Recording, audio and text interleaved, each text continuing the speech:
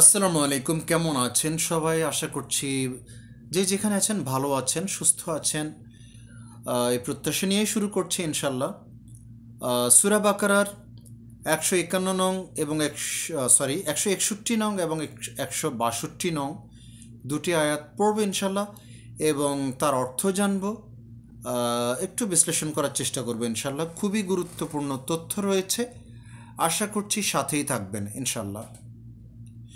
أعوذ بالله من الشيطان الرجيم بسم الله الرحمن الرحيم إن الذين كفروا وماتوا وهم كفر أولئك عليهم لعنة الله والملائكة والناس أجمعين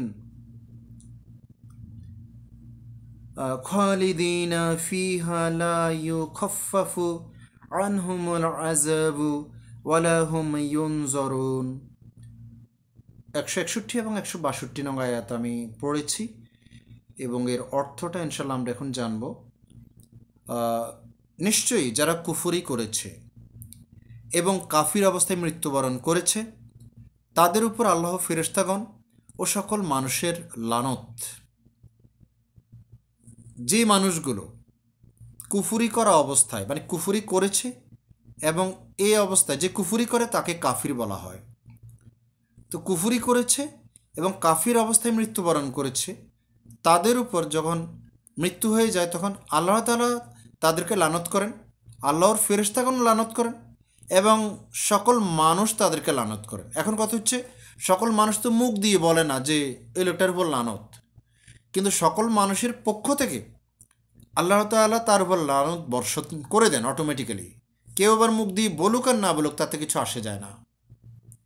দুনিয়ার যত মুমিন মুসলিম রয়েছে সকল মানুষের পক্ষ থেকে ওই লোকটার উপর লানত চলে যায় যে লোকটা কাফির অবস্থায় মৃত্যুবরণ করে। এখন কথা হচ্ছে, এই কাফিরটা কারা আর কুফুরিটা কে করে? কুফুরি অবস্থায় কি শুধু ওই লোকগুলো মারা যায় যারা অমুসলিম হিসেবে দুনিয়াতে পরিচিত থাকে, ইসলাম গ্রহণ করে নাই বা মুসলমানের ঘরে জন্ম নেয় নাই, শুধু কি তারাই কুফুরি করে অথবা কাফির অবস্থায় মৃত্যুবরণ করে, নাকি আরও কেউ কুফুরি করে অথবা কাফির অবস্থায় মৃত্যুবরণ করে? এইটা আমাদেরকে জানাটা খুব জরুরি। আমরা যদি এই নিশ্চয়তায় বা এই ভরসায় বসে থাকি যে হ্যাঁ আমরা তো নামাজ রোজা করি, তাহলে আমরা তো কাফির না, আমরা তো কুফুরি করি না, কেবলমাত্র যারা মুসলমানের ঘরে জন্ম হয় নাই অথবা নতুন করে কালেমা পড়ে মুসলমান হয় নাই, এই লোকগুলা কাফের বা কুফরি করছে বা কাফির অবস্থায় মারা গেছে এমনটা আমরা হয়তো ধারণা করি বা জানি, কিন্তু বাস্তবতা কিন্তু আসলে তা নয়।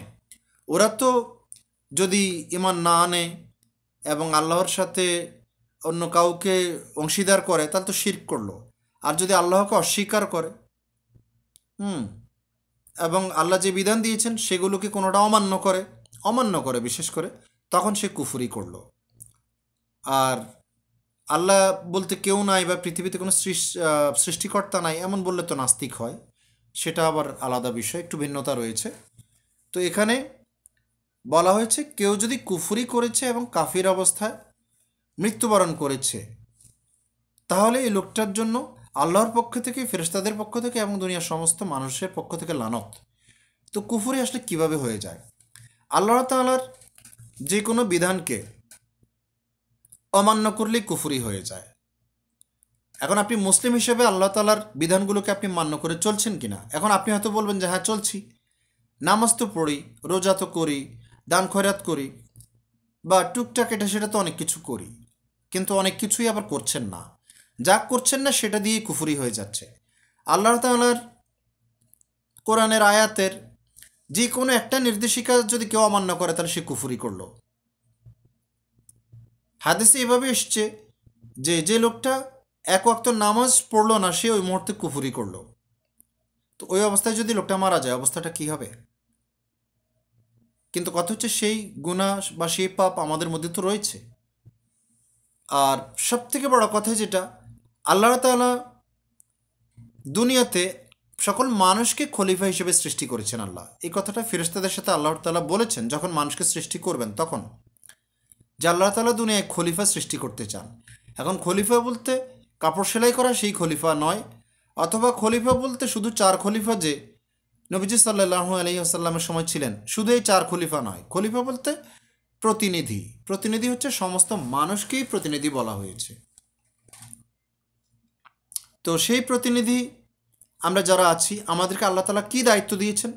আমাদেরকে আল্লাহ তাআলা দায়িত্ব দিয়েছেন যে আমরা জন্মের পরে যখন বুঝতে শিখব, তখন থেকে আমরা আল্লাহ তাআলার যেই বিধান আল কোরআন, সেই কোরআন দ্বারা আমাদের জীবন, সমাজ এবং রাষ্ট্র পরিচালনা করব এবং পরিচালনা করতে সহযোগিতা করব, এবং এটাকে মানুষের কাছে প্রচার করব, প্রসার করব, যেন মানুষ এটা দিয়ে সমাজ, রাষ্ট্র এবং পারিবারিক জীবন, ব্যক্তিগত জীবন পরিচালনা করে। আমাদেরকে দিন কায়েমের জন্য কাজ করা যেটা, তো আমরা কি সেটা করছি? আমরা কি আল্লাহর দিনের জন্য কাজ করছি? আল্লাহর দিনকে প্রতিষ্ঠা করার জন্য কাজ করছি?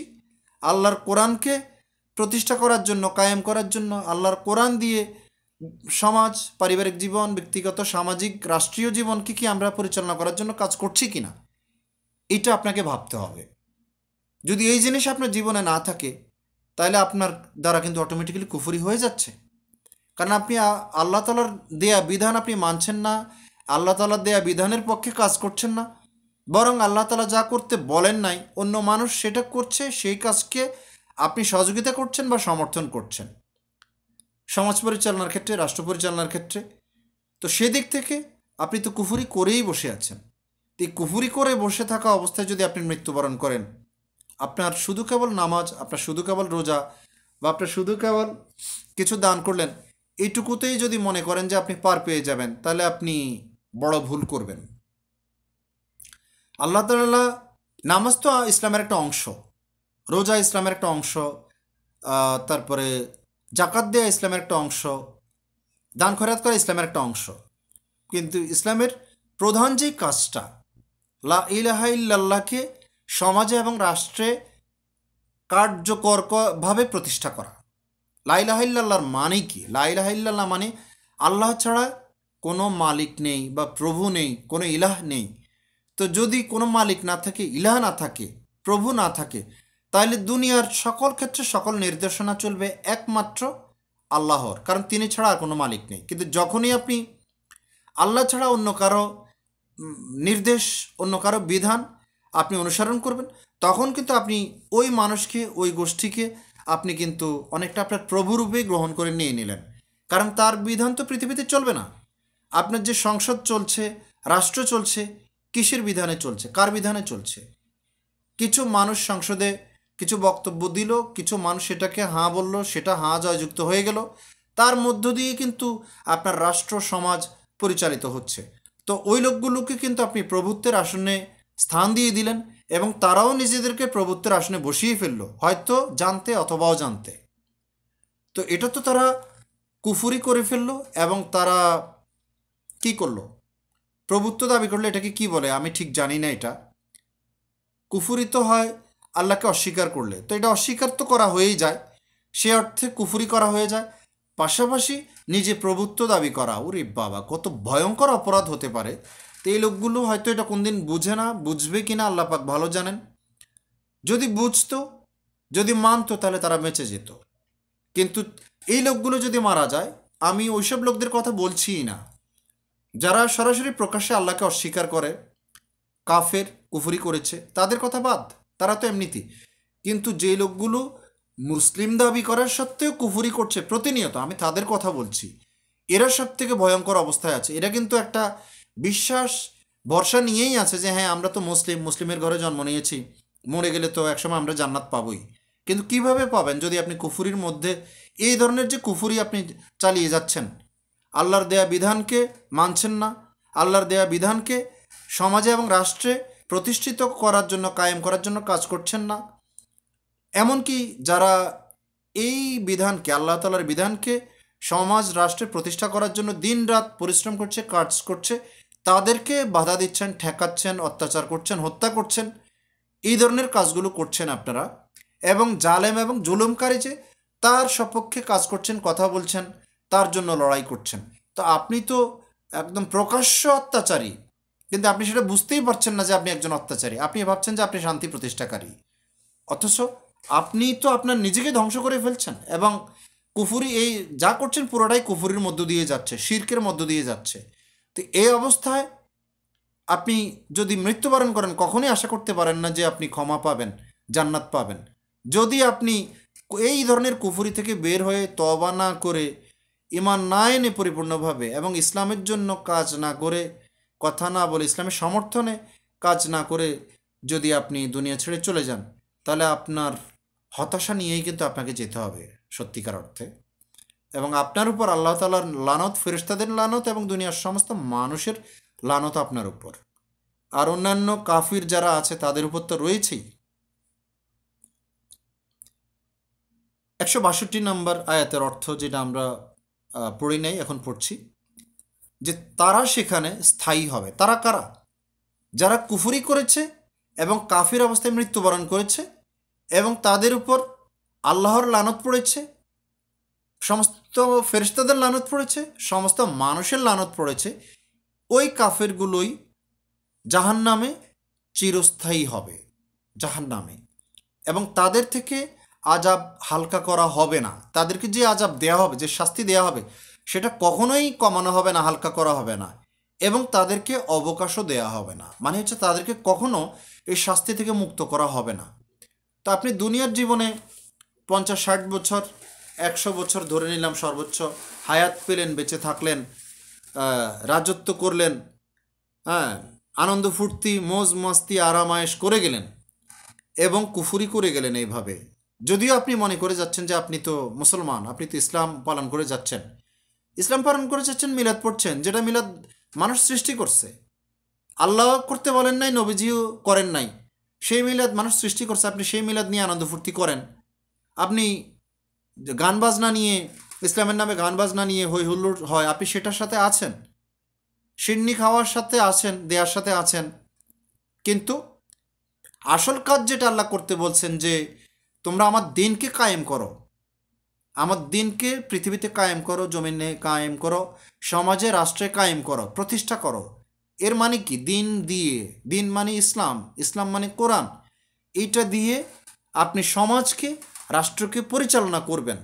এবং পরিচালনা করার জন্য আপনার যা যা করার দরকার, আপনার জায়গা থেকে সহযোগিতা করার দরকার, সেটা আপনি করবেন আল্লাহর দিনকে কায়েম করার জন্য। তা আপনি তো সেটা করছেন না। না করে আপনি ভাবছেন যে আমি মসজিদে যাব, বা আমি বাসায় বসে নামাজ পড়ব, সিন্নি জিলাপি খাবো, মিলাদ মাহফিল আছে করব, ব্যাস হয়ে গেল, তো আমি তো জান্নাতে চলে যাব। কিভাবে? এসব কিছু তো দেখানো। আপনি মনে করছেন যে এটি আপনি আল্লাহর দিন, কোরআন সমাজে প্রতিষ্ঠাতে আপনি দিচ্ছেন না, সহযোগিতা করছেন না, এবং যারা করতে চাচ্ছে তাদেরকে বাধা দিচ্ছেন। আপনি তো সরাসরি আবু জাহেলের অনুসারী, যদি এই অবস্থায় আপনি জীবনযাপন করেন বা চলতে থাকেন। তো যাই হোক, আল্লাহ সঠিক বুঝ দান করুন আপনাকে, আমাকে, আমাদের সকলকে। যারা মুসলিম দাবি করেও কুফরি করে যাচ্ছেন, আল্লাহ তাদেরকে হেদায়েত দান করুক। এবং যারা এই অবস্থায় থেকে শিরক করছেন, আল্লাহ তাদেরকে হেদায়েত দান করুক। এবং যারা প্রকৃতপক্ষে মুশরিক পরিচয় দিয়ে শিরক করছেন, কাফের পরিচয় দিয়েই কুফরি করছেন, নাস্তিকতায় আছেন, আল্লাহ প্রত্যেকটা মানুষকে হেদায়েত দান করুক, এটাই দোয়া করি। সেই সাথে আল্লাহ আমাকেও হেদায়েতের মধ্যে রাখুন, এবং হেদায়েতের মধ্যে থেকে ঈমান ও আমলের সাথে আপনি আমরা সবাই যেন মৃত্যুবরণ করতে পারি, এবং শেষ পরিণতি আল্লাহ তাআলার দয়ায়, ক্ষমায় যেন আমরা জান্নাত পেতে পারি। আল্লাহ যেন সেই তৌফিক দান করেন। আমিন। সবাই ভালো থাকবেন। আসসালামু আলাইকুম।